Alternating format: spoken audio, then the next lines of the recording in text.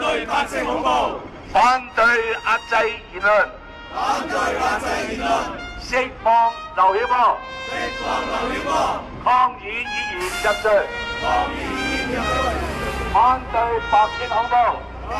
Charter 08 is a significant document in Chinese political development. However, there are some problems if we expect Charter 08 to initiate political transition toward a constitutional democracy.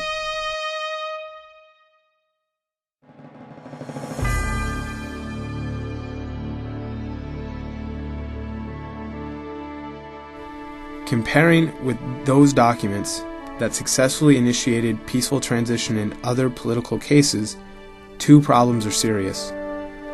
One is that there is no support from top leader to Charter 08 now. In the late 19th century, early 20th century, and the late 1970s, independent Chinese reformers got support from top leaders. Even in the 1989 movement that failed with bloody end, former General Secretary of the Chinese Communist Party and other top leaders sympathized with the movement.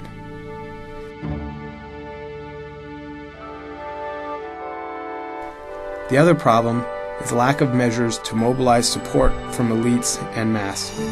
Although China has been changed from a totalitarian regime in the Mao era, the Chinese Communist Party still controlled the political resources harshly.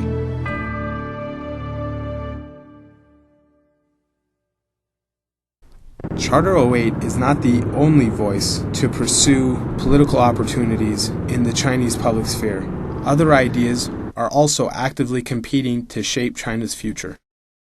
Deng Xiaoping thought developmentalist authoritarianism dominates official ideology and government policy. They want to maintain an authoritarian regime in order to continue to obtain great profit from corruptive development.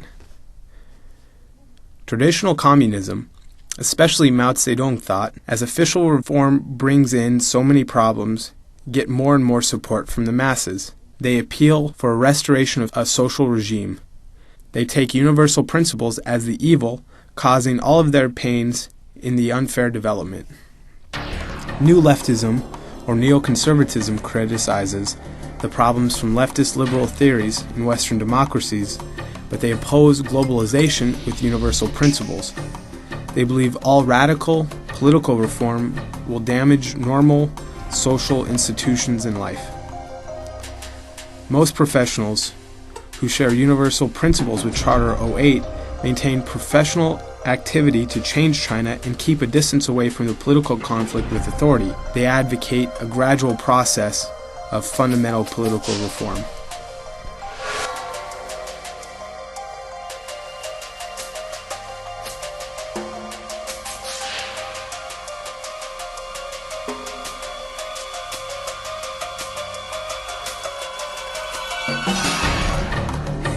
Similarly, mass protests, although very violent against local authority, avoid irritating the central government.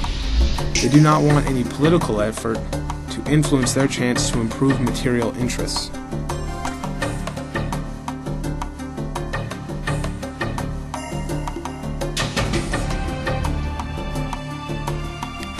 Radical opposition movements, accepting the universal principles and conflicting with authority, does not admit the authority of the ruling Chinese Communist Party. They want to overthrow the regime through radical revolution and oppose peaceful transition. They think Charter 08 is an illusion since it hopes for positive interaction between people and the ruling bloc.